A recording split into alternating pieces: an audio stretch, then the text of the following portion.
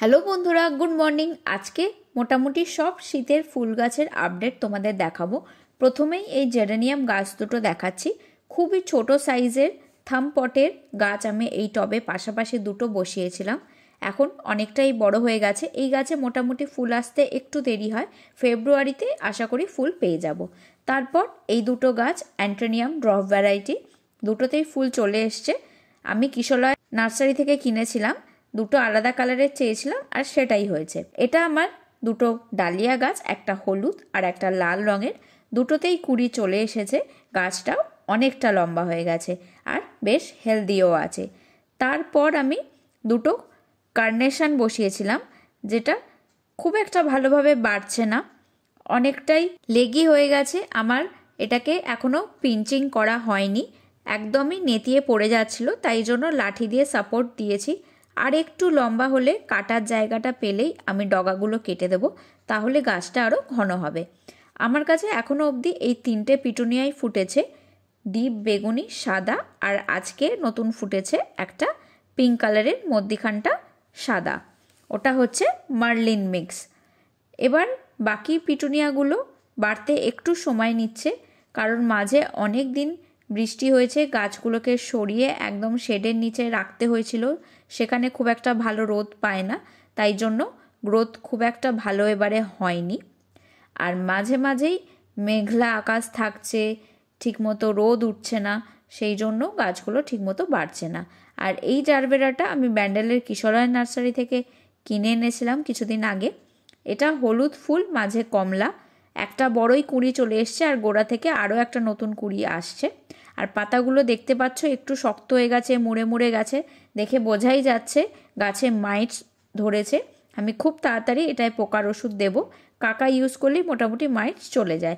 আর আমার এই পুরনো জারবেরা গাছে একটা স্টিক থেকেই দুটো ফুল হয়েছে, এটা এবারে প্রথম হলো।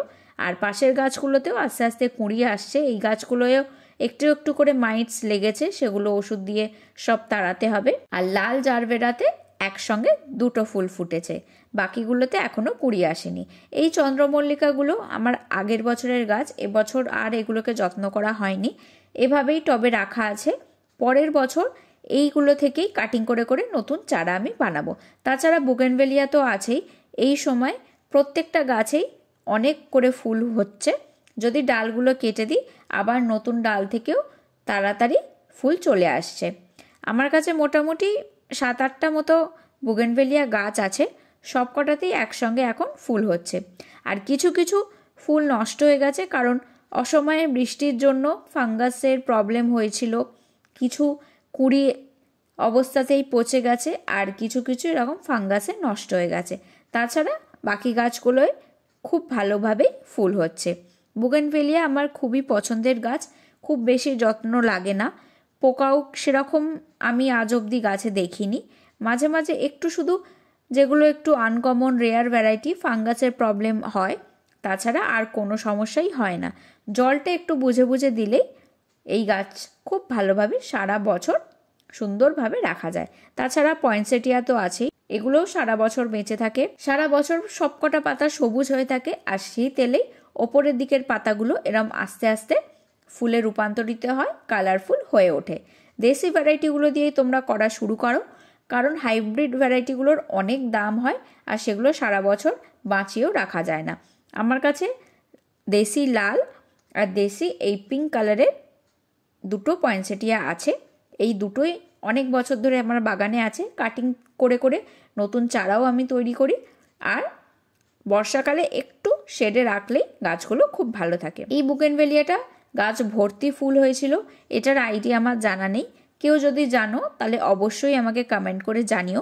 খুব সুন্দর বেগুনি রঙের ফুল হয়, আর গাছটাও বেশ ছোট হাইটের, ঘন হচ্ছে, ফুলের সাইজগুলো একটু ছোট কিন্তু একসাথে অনেক ফুল হয়। আর এই চন্দ্রমল্লিকাটা আমি ক্ষীরাই ঘুরতে গিয়ে কিনে এনেছি, ওখানকার জমি থেকেই রুটস সমেত একটু মাটি সমেত প্যাকেটে মুড়ে ওনারা তুলে দিয়েছিলেন। 40 টাকা দাম দিয়ে এটাকে এনে আমি টবে বসিয়ে দিয়েছি। খুব ভালো ফুল এর বেশি পাবো না, যে কটা কুঁড়ি আছে সে কটাই হয়তো হবে। পরের বছর এটা থেকে কাটিং করে করে আমি নতুন আরও অনেক গাছ বানিয়ে নেব। তাছাড়া টুকটাক গাঁদা ফুল হচ্ছে। সাদা গাঁদাতে ফুল হয়েছিল, কিন্তু কেউ একটা এসে ফুলটা ছিঁড়ে নিয়ে চলে গেছে। তাছাড়াও আশপাশে আরও অনেক কুঁড়ি আসছে। আস্তে আস্তে এই গাছটাতেও খুব সুন্দর ফুল ফুটবে।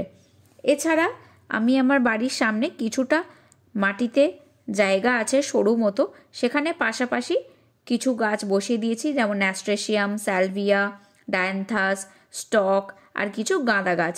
এগুলো আস্তে আস্তে বাড়ছে, খুব ভালো গ্রোথ হচ্ছে না, কারণ এখানেও খুব একটা ভালো রোদ আসে না।